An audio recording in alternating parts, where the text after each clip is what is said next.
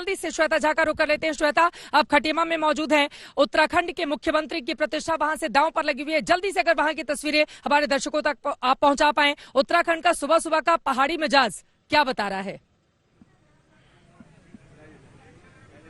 बिल्कुल चित्रा, आपको बता दूं कि खटीमा में मौजूद हूं। जैसा आपने बताया, खुद पुष्कर सिंह धामी यहां से 2 बार के विधायक रह चुके हैं और पहली बार ऐसा हो रहा है कि मुख्यमंत्री बनते हुए वो यहां पर वोट डाल रहे हैं और धूप खिली हुई है और बहुत ही हमने उम्मीद की थी, हमें लग रहा था बहुत ठंड होगी, लेकिन इतनी भी ठंड नहीं है, दिल्ली से ज्यादा ठंड नहीं है। चलिए आपको बूथ की तस्वीरें दिखा देते हैं हम। यहाँ पर देखिए लंबी लंबी कतारें लगी हुई है और लगातार अलग अलग रोज है। यहाँ पर पुलिस की अच्छी खासी तैनाती आपको दिख जाएगी, कमांडोज भी यहाँ पर है, पुलिस भी यहाँ पर, लोकल पुलिस भी तैनात है ताकि किसी को कोई परेशानी ना हो। देखिए कई सारे यहाँ ब्लॉक बनाए गए हैं ताकि महिलाओं और पुरुषों के अलग अलग लाइन लगाए जा सके और यहाँ पर आसानी से ये लोग वोट दे सके।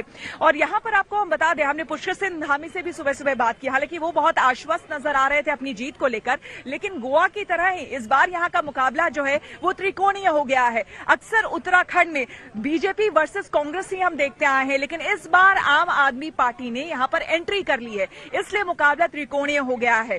और यहाँ के जो लोकल मुद्दे हैं, क्योंकि अक्सर हम जानते हैं कि विधानसभा चुनाव में जो क्षेत्रीय मुद्दे होते हैं वो ज्यादा अहम होते हैं, तो यहाँ के लोगों के मुद्दे क्या है, जरा हम फटाफट ये जान लेने की कोशिश करते हैं। किस मुद्दे पर आप वोट करने वाले हैं? अब देखिए जिसमें लगता है। आपको क्या लगता है क्या जरूरी है यहाँ पर? किस चीज की कमी है? कोई कमी नहीं, किस तरह की, किसी तरह की कमी नहीं है। किस मुद्दे पे वोट करेंगे आप?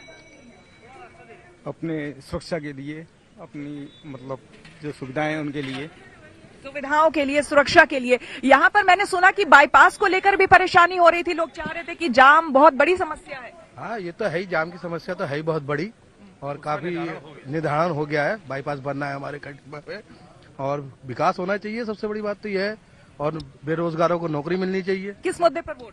जी श्वेता, विकास के मुद्दे पर वोट, विकास हो रहा है। देखिए यहाँ पर बुजुर्ग भी आ रहे हैं। माता जी का क्या उम्र है अगर आप? श्वेता झा मेरी सहयोगी आपको जानकारी देते हुए, खटीमा यकीनन मुख्यमंत्री को कांटों भरा ताज बीजेपी की ओर से पहनाया गया और अब उनकी प्रतिष्ठा वहां से दांव पर है। युवा चेहरा पुष्कर सिंह धामी, उनके चेहरे की बदौलत बीजेपी इस पहाड़ी राज्य में क्या एक बार फिर से कमल खिला पाएगी, इस पर लगातार हमारी नजर बनी रहेगी। लेकिन इस बार का आज जहां जहां वोटिंग हो रही है, मैदानी इलाके भी हैं, पहाड़ भी है और समंदर भी है, इस लिहाज से अहम हो जाता है। सीधे मुरादाबाद का रुख करेंगे, वहां से हमारे संवाददाता अभिषेक आनंद इस वक्त जुड़ चुके हैं। पीतल नगरी की यह नाम से मशहूर है और 6 सीटें हैं, 4 सीटें 12 और 17 दोनों में समाजवादी पार्टी ने जीती थी। इस बार के समीकरण वहां पर क्या बता रहे हैं और साथ ही लोगों से भी बातचीत कीजिए। सबसे बड़ा मुद्दा पीतल नगरी मुरादाबाद का क्या है अभिषेक?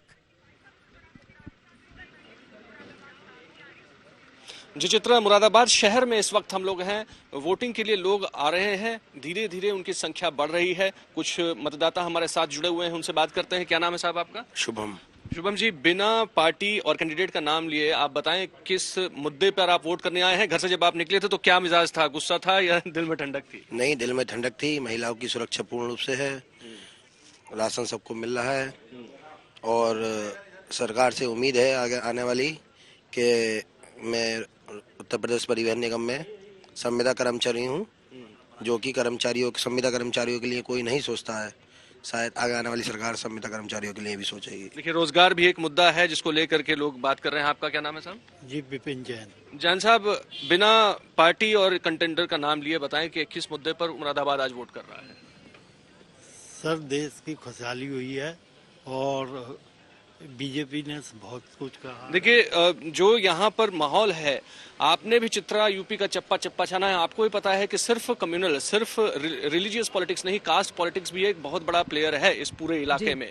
इस सीट को जो खास तौर पर अभी फिलहाल बीजेपी के पास है, इसमें शहरी मतदाता जो है वो इस तरीके के पोलिंग बूथ्स पे धीरे धीरे बढ़ रहा है। आसपास की जो जगह हैं, मुस्लिम डोमिनेंट एरिया ये है, ये बात सत्य है कि ये पॉलिटिक्स मुस्लिम कम्युनिटी के अराउंड घूमती है, लेकिन इसके साथ ही आसपास के इलाके में जाट वोटर्स हैं, राजपूत वोटर्स हैं, सैनी वोटर्स हैं और काफी इंटरेस्टिंग यहाँ पर इस वक्त जो लड़ाई चल रही है वो देखने का, जो वोटिंग पैटर्न अभी जो चल रहा है वो पिछली बार से धीरे धीरे ज्यादा अधिक मतदान की ओर बढ़ रहा है।